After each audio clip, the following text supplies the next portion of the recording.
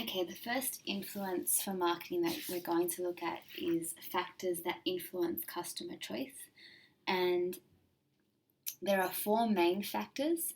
They are psychological, sociocultural, economic, and government. And that's something that you need to remember for your exam, because you will probably be asked a question around factors influencing customer choice, and you'll definitely need to know those syllabus points.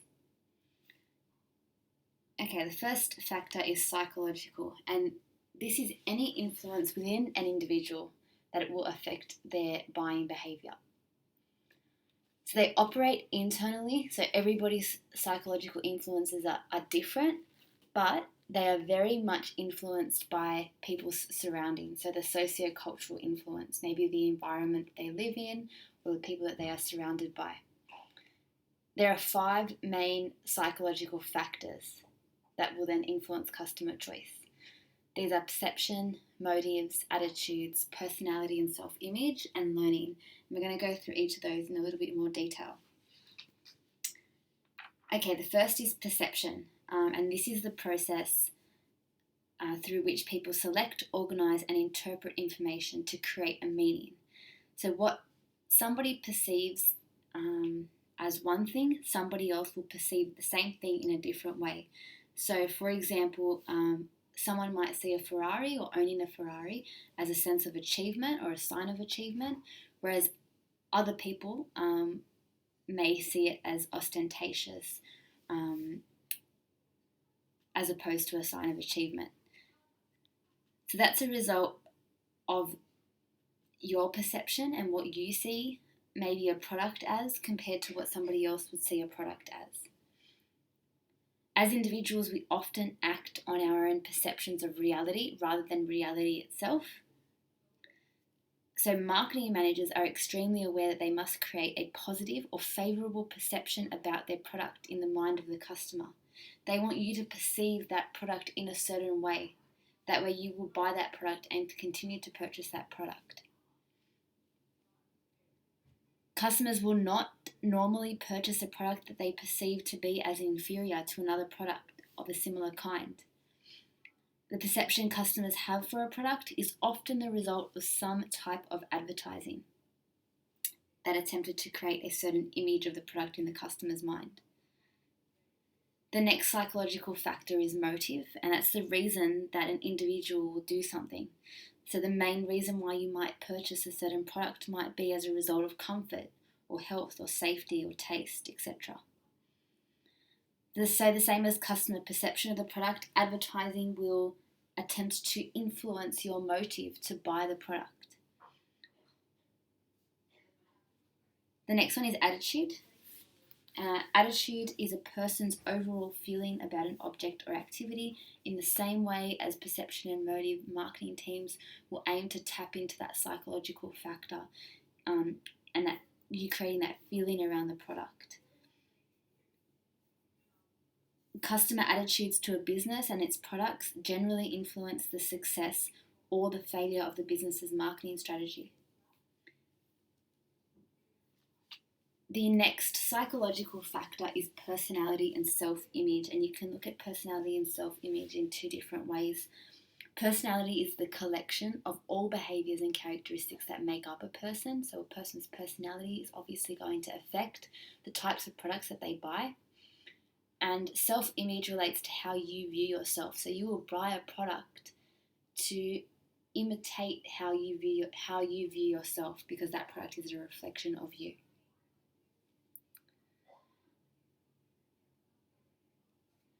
Marketers will make the most of an individual's desire to express their identity through highlighting what they are buying and value to what they are buying.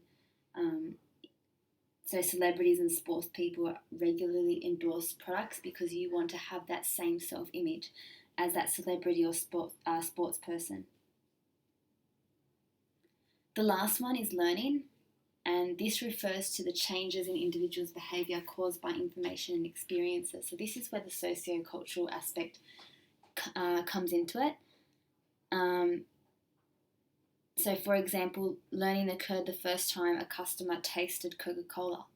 From that, there was a learned experience where they then would share that with another customer, and they would go back and buy that product if they liked it. So learning is that first time that you try a product and you make that decision about the product and how you perceive that product. Learning may also be based on any indirect experience. So a customer sees an advertisement for Coca-Cola that shows people enjoying a new flavour. The customer might assume that they would also like to do the same. To market products successfully, a business must assist to learn about them. Must assist the customer to learn about them. So therefore, the successful marketing strategies may assist customer learning that encourages brand loyalty. The next influence is sociocultural. Sociocultural influence is any force exerted by other people and groups that affect the customer's behaviour. So this is you being influenced by those around you, the groups that you are in, the social class that you're in, the culture that you're brought up in, your role in the household, and your peers. So there are 4 main sociocultural factors that will influence customer choice. They are social class, culture and subculture, family and roles, and reference or peer groups. The 4 main sociocultural factors are listed below, and I'll go into a little bit more detail about each of them. The first one being social class. This refers to a person's relative rank in society based on his or her education, income, or occupation. And this is then going to influence the type of product that you buy, the quality of the product that you buy, and the quantity of the product that a customer buys. So these factors under sociocultural influence is going to affect what you buy because of the status that you are related in. So people from a high socioeconomic status are usually willing to buy products that are perceived to be prestigious. Higher income earners may purchase luxury cars that symbolise their status, and they are more likely to shop in upmarket retail stores. Marketing teams will then market based on targeting that social class in order to get people who want to perceive themselves in a certain way or suit that social class will buy that product. The next one is culture and subculture. So culture is all the learned values, beliefs, behaviours and traditions shared by a society. Culture influences buying behaviour because it infiltrates all that we do in our everyday life. So if you think about the culture that you're from, types of foods that you eat will affect your buying behaviour and the types of foods that you will then purchase when you go to the supermarket. It determines what people wear and what and how they eat and where and how they live. For example, in response to be the greater desire for nutritious and healthy foods, many low-fat, sugar-free and fibre-enriched processed foods are now marketed. The next one is family and roles in that family that you may have. All of us occupy a different role within families and groups within our community. The role that you are in will influence what you buy and your buying behaviour. So for example, although women's roles are changing, market research shows that most women still make buying decisions related to healthcare products, food and laundry supplies as opposed to males. Also, children are making and influencing many household purchases. It's estimated that young people between the ages of 8 and 12, who marketers refer to as tweens, have an income of about 1.8 billion, obviously not their own income but of their parents. And they spend 550 million and influence 70% of all household spending each year. So the role that you have in your family, and you might think about what you buy when you go to the store, may not be what your mum will purchase when she goes to the store. You probably don't think too much about laundry supplies or food for dinner. That's specified to the role of somebody in your family, and as a result, that will affect your buying behaviour.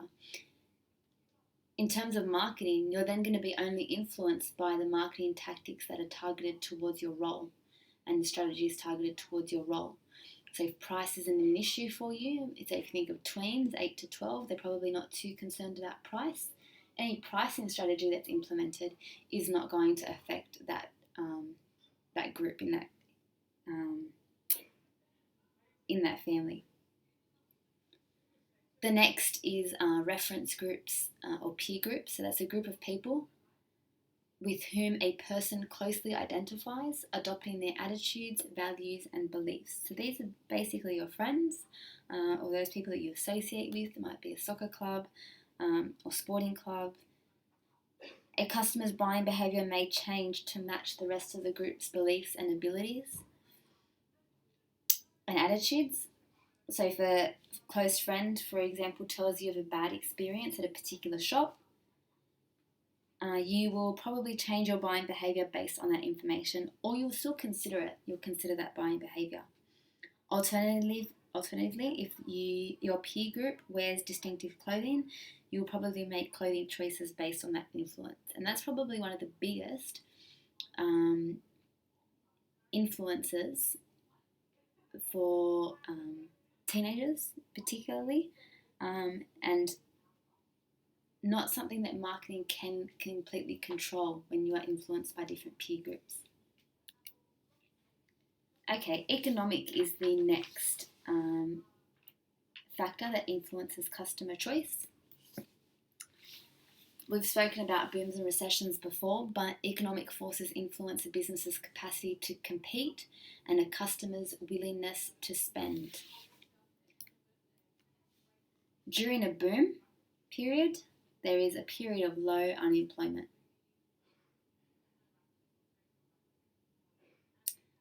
And rising incomes. Businesses and customers are optimistic about the future. They are very willing to spend at this stage.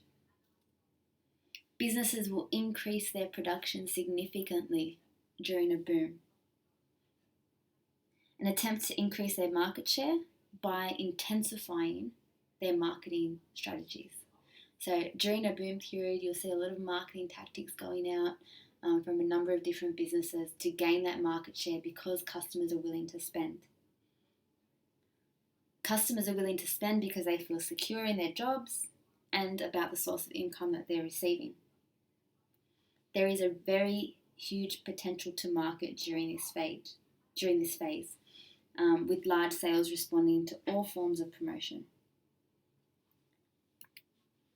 During a recession, the following characteristics are shown. High unemployment rates, incomes falling dramatically. The customer is now pessimistic about the future rather than optimistic. They're concerned with what's going to happen, and the same as the business. Customer and business spending reach very low levels. The customer doesn't want to spend and neither does the business, so that means that they would cut on marketing at this stage. Nobody's buying, so there's no real point in marketing the product when people don't have the money in order to buy that product.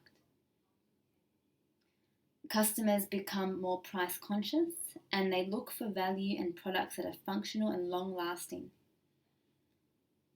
During this stage in an economic recession, the marketing team needs to focus on stressing how valuable the product is and how useful the product is.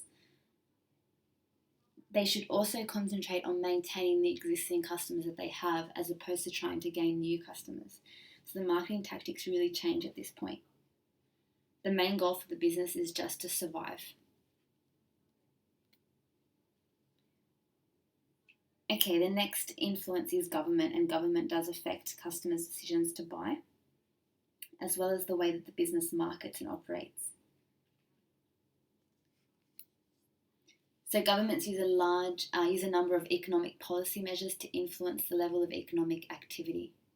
So the government's going to put in place policies that are either going to lead to a boom or lead to a recession, so contract or expand the level of economic activity in order to stabilise the economy. These policies directly or indirectly influence business activity and customer spending habits, and therefore will influence the marketing plan. The laws that influence the marketing decisions are the Competition and Consumer Act, the Sales of Goods Act 1923, and the Fair Trading Act 1987, New South Wales. It's really, really important, Year 12, that you remember the different pieces of legislation, especially when discussing government influences. Alright, so as you're watching this video, you should have been filling out the booklet that was given to you on MI3. As you're welcome to stop as you go, or go back if you've already watched it once, to fill in that booklet. You will then, there's questions on the Google Classroom that you need to submit by next Friday through Google Classroom. You also need to update your study notes for MI1, and then we'll move on to MI2 next week. So can you make sure that you have watched the video, completed the workbook, and then moved on to the questions on the Google Classroom to submit them by the date specified on the Google Classroom.